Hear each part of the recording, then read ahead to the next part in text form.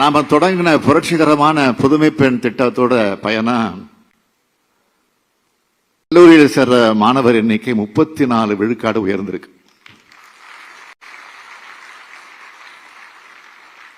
ஏராளமான மாணவர்களுக்கு உயர்கல்வி நிறுவனங்கள இடம் கிடைக்குது. இதுக்கெல்லாம் அடித்தல் அமைச்சது கல்வித்துறையினுடைய செயல்பாடுகள். அதுல முக்கியமானது இந்த கால சூழலுக்கு ஏற்ப டெக்னாலஜியை யூஸ் பண்ணி கற்பிக்கும் முறையை நவீனமாக்குனது. எடுத்துக்காட்டுக்கு சொல்லணும்னா ஒவ்வொரு ஸ்கூல்லையும் ஹைடெக் லேப்ஸ், மேம்படுத்தப்பட்ட சில பசையும் மாடல் கொஸ்டின் பேப்பரையும் அனிமேஷன்ல விளக்குது. நான் முதல்வன் வெப்சைட் கடந்த 10 ஆண்டு வினாத்தாள்களை வெளியிட்டது. அதையெல்லாம் மணற்கேணி ஆப்லையும் வெளியிட்டு இருக்கிறோம். பல்வேறு புதுமைகளை புகுத்தி இருக்கோம். இப்படி திட்டமிட்ட செயல்பாடுகளின் விளைவுதான் நம்ம மாணவர்கள் இன்னைக்கு நாட்டின் முதன்மை உயர்கல்வி நிறுவனங்களில் படிக்க போறாங்க. முதன்மை உயர்கல்வி நிறுவனங்கள்லாம் ஐஐடி, என்ஐடி மட்டும் இல்ல, தேசிய சட்ட பல்கலைக்கழகங்கள், விண்வெளி ஆராய்ச்சி துறைன்னு எல்லா துறைகள்லையும் முதன்மையா விளங்குகிற உயர்கல்வி நிறுவனங்கள்ல நம்ம மாணவர்கள் சேர்ந்திருக்காங்க.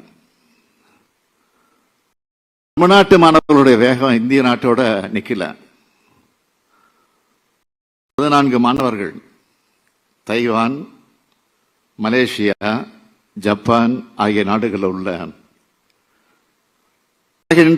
சிறந்த பல்கலைக்கழகங்களை சேர முழுமையான ஸ்காலர்ஷிப் பெற்றிருக்காங்க.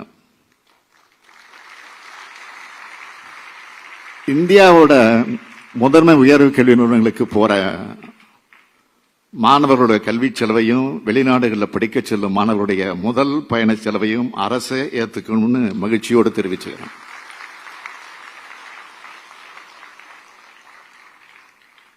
அரசு பள்ளி மாணவர்கள் மிகப்பெரிய கல்வி நிறுவனங்களுக்கு போறது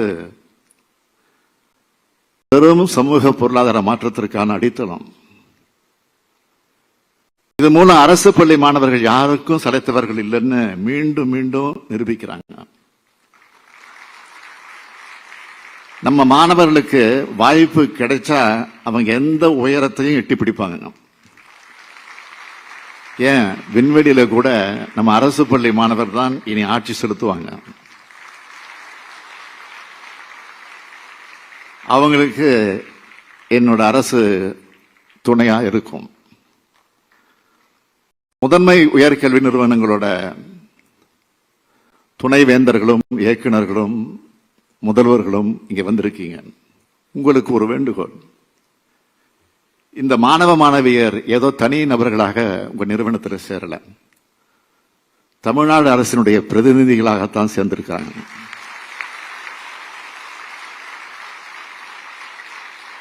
எங்களோட பிள்ளைங்க பின்னால இந்த அரசு எப்பவும் துணையா நிற்கும். அவங்களுக்கு வேண்டிய ஊக்கத்தையும் உதவிகளையும் நீங்க தரணும்னு இந்த நேரத்தில் நான் கேட்டுக்க விரும்புகிறேன்.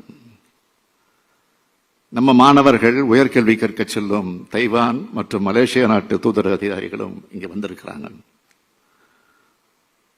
My dear officials from Taiwan and Malaysia,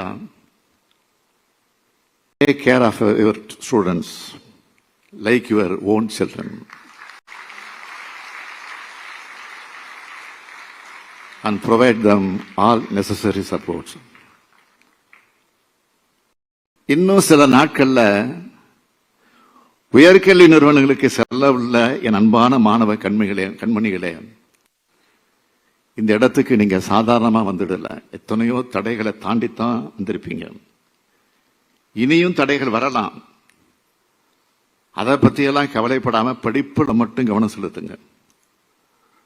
தன்னம்பிக்கை உள்ளவர்களாக உங்களை நீங்க வளர்த்துக்குங்க. அறிவாற்றல் இருந்தால் எந்த தடையையும் வெல்லலாம். படிக்கிற காலத்துல வேற எதுலையும் கவனம் சிதறாம பார்த்துக்குங்க. உங்களை நம்பித்தான் உங்க பெற்றோரும் இந்த சமூகமும் இருக்காங்க.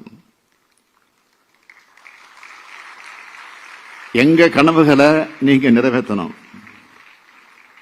தமிழ்நாடு பெருமைப்பட, இந்திய நாடு பெருமைப்பட நீங்க உயரணும்னு தமிழ்நாட்டு முதலமைச்சரா மட்டும் இல்ல, உங்க குடும்பத்துல ஒருத்தரா அன்போடு கேட்டு விடைபெறுகிறேன். நன்றி, வணக்கம். பாதகம் செய்பவரை கண்டால் நாம் பயங்கொள்ளலாகாது பாப்பா. மோதி மிதித்து விடு பாப்பா, அவர் முகத்தில் உமிழ்ந்து விடு பாப்பா. அண்மை செய்திகளை உடனுக்குடன் தெரிந்து கொள்ள இணைந்திருங்கள் இயம்நாடு தொலைக்காட்சியுடன்.